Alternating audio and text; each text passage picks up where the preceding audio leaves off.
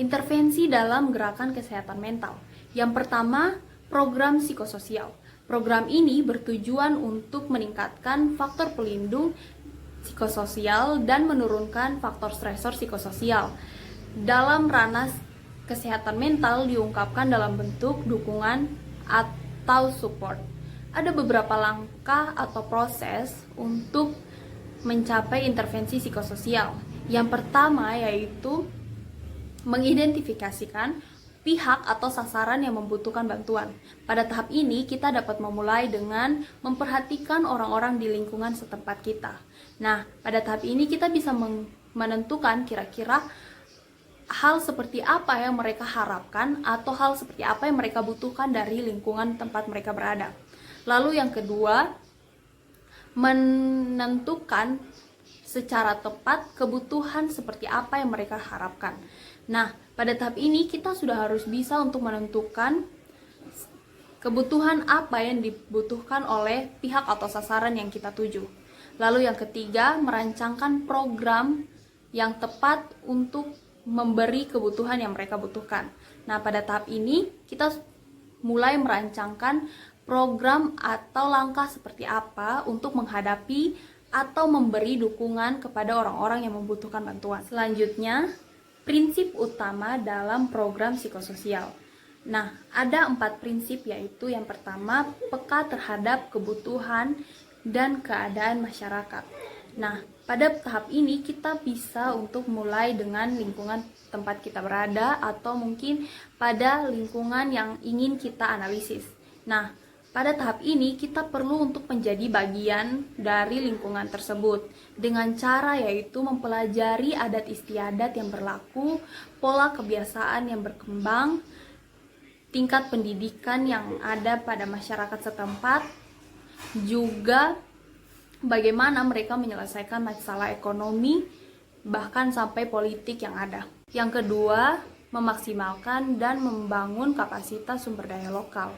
Nah, sebelum kita dapat memaksimalkan sumber daya lokal, perlu terlebih dahulu kita mengetahui apa yang terjadi pada daerah tersebut, dan juga kita perlu untuk memahami visi misi seperti apa yang mereka ingin capai. Nah, dengan begitu kita dapat melakukan pemetaan dan asesmen untuk membantu melancarkan program yang ingin dibangun. Ada beberapa cara yang dapat membantu program tersebut, yaitu yang pertama, menggali informasi, yaitu dengan mempelajari pola kebiasaan seperti apa yang sudah terjadi pada masyarakat tersebut, dari pemimpin, dari orang-orang perwakilan masyarakat tersebut. Lalu yang kedua yaitu mempelajari secara langsung kebiasaan yang berkembang pada masyarakat. Lalu yang ketiga yaitu program yang dirancangkan harus bersifat jangka panjang sehingga dapat membantu masyarakat untuk lebih menggali kebutuhan. Yang ketiga yaitu menggunakan sistem berlapis dan melibatkan unsur penting dari masyarakat. Nah, pada tahap ini kita bisa melakukan pendekatan berlapis atau dimulai dengan wakil masyarakat. Pendekatan dilakukan dengan mendukung wakil masyarakat untuk mendapatkan pembelajaran atau pengetahuan tentang hal seperti apa yang mereka butuhkan untuk dikembangkan di daerah tersebut. Baru setelah itu dapat kita berlakukan sistem kerja untuk membantu dalam menyusun jaringan kerja dan sistem rujukan. Ada beberapa macam psikoedukasi, yaitu yang pertama, penyebaran informasi atau isu-isu tentang kesehatan mental. Hal ini dilakukan untuk mengurangi stigma sosial tentang kesehatan mental. Lalu yang kedua, peningkatan resiliensi atau peningkatan pada kemampuan beradaptasi masyarakat. Lalu yang ketiga, pembentukan support group. Dan yang keempat, peningkatan keterampilan pendamping didukung dengan berbagai macam media, yaitu leaflet, dokumentasi, atau video mengenai isu-isu kesehatan mental. Pelaksanaan psikoedukasi. Ada beberapa cara, yaitu yang pertama dalam melaksanakan. Pada saat melaksanakan, kita dapat melakukan penyampaian yang menarik secara visual, audio, secara singkat dan mudah dipahami oleh berbagai lapisan masyarakat. Lalu yang kedua, melalui pesan visual. Hal ini dilakukan dari berbagai media yang disebarkan pada tempat-tempat yang sering dikunjungi oleh masyarakat. Lalu yang ketiga, yaitu pertemuan dengan masyarakat. Pertemuan yang dilakukan dapat diselingi dengan berbagai kegiatan menarik sehingga masyarakat dapat lebih mudah untuk menerima informasi karena tidak begitu monoton. Baik teman-teman, saya akan melanjutkan pembahasan tentang sistem rujukan. Selain melakukan psikoedukasi, hendaknya tidak menutup kemungkinan mengembangkan sistem rujukan. Integrasi dalam penanganan memerlukan sistem rujukan agar kasus-kasus berat dapat bertangani secara profesional. Secara sistem rujukan adalah sistem yang dibangun dalam sebuah penanganan khusus, lebih lanjut dirujuk ke sumber daya yang memiliki kapasitas penanganannya. Sifat tidak lagi satu arah, tetapi sekarang sifatnya sudah dua arah. Contoh dalam sistem rujukan adalah yang pertama, penanganan keluarga dan masyarakat. Yang kedua, pusat penanganan trauma, rumah sakit jiwa, dan rumah sakit. Yang berikut, peran profesional kesehatan mental. Ada beberapa peran yang hendaknya dilakukan seorang profesional kesehatan mental, yaitu yang pertama, membantu tokoh masyarakat mengembangkan program bantuan psikologis. Dan yang kedua, menyediakan pelayanan bantuan psikologis langsung.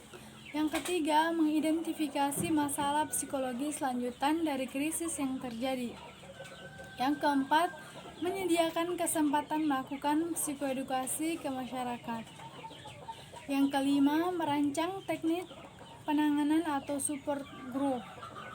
Yang keenam, membantu database dan riset terkait. Selanjutnya, monitoring, evaluasi, dan riset, yaitu merupakan bagian dari program intervensi yang berkaitan dengan bagaimana berlangsung program, efektivitas program, perubahan perilaku di masyarakat, dan efek program atau efek problem yang ada. Sekian dan terima kasih materi dari saya. Selanjutnya akan dilanjutkan oleh teman saya. Selanjutnya, saya akan membawakan materi mengenai pemberdayaan keluarga. Yang pertama, kita akan membahas definisi keluarga menurut para ahli. Menurut Brown Van Brenner dalam SIG 2006, keluarga merupakan lingkungan paling berpengaruh dalam proses pembelajaran dan perkembangan anak. Pengalaman yang didapat bersama orang tua diyakini akan selamanya tertanam dalam kehidupan mereka, bahkan ketika mereka telah dewasa.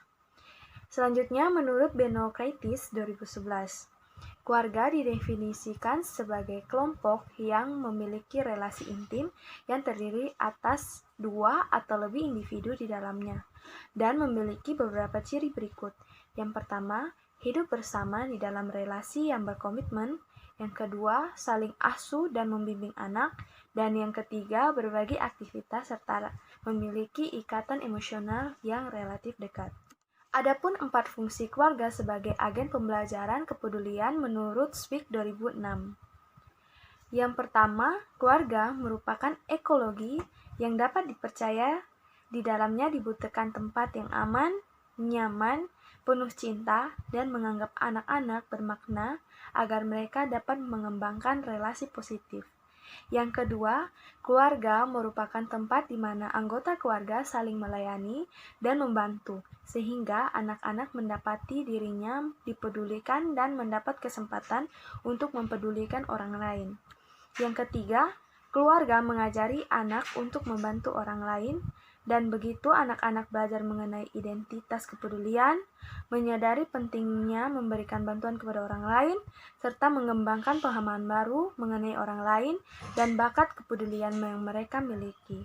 Yang keempat, keluarga merupakan alat untuk memecahkan permasalahan dengan penuh kedamaian. Selanjutnya, keluarga sebagai dasar ketahanan.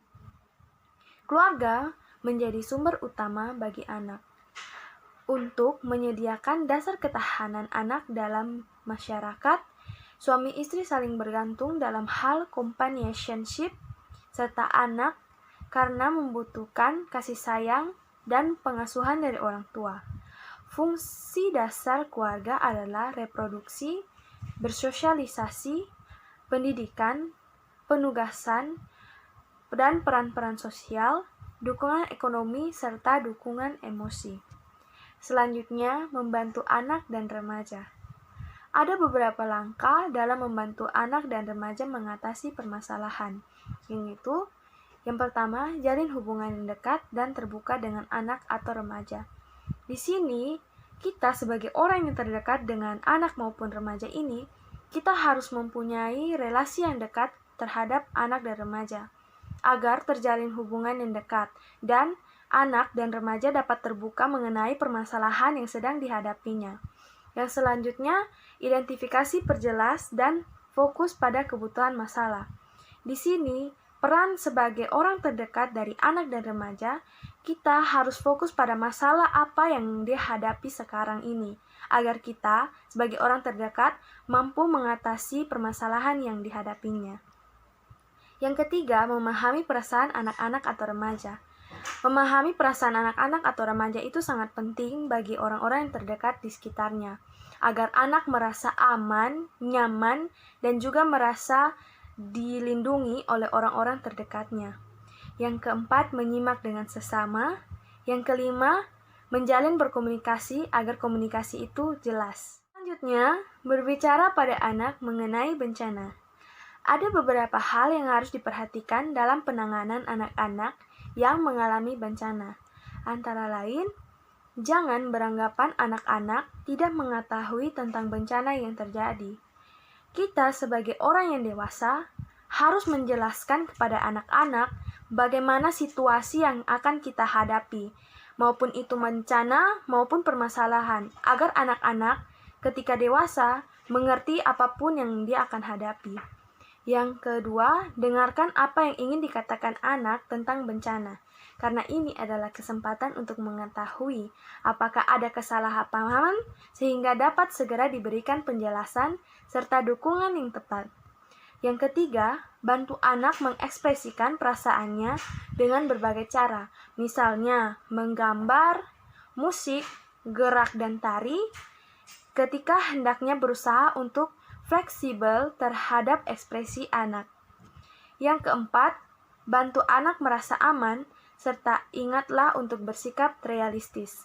Anda bisa berusaha untuk menjaga anak, namun tidak bisa menghindari hal buruk yang terjadi. Sampaikan bahwa Anda mencintai dan akan selalu mendampingi mereka, agar mereka merasa nyaman dengan Anda, dan mereka juga merasa mereka dipedulikan oleh Anda. Sekian dari saya.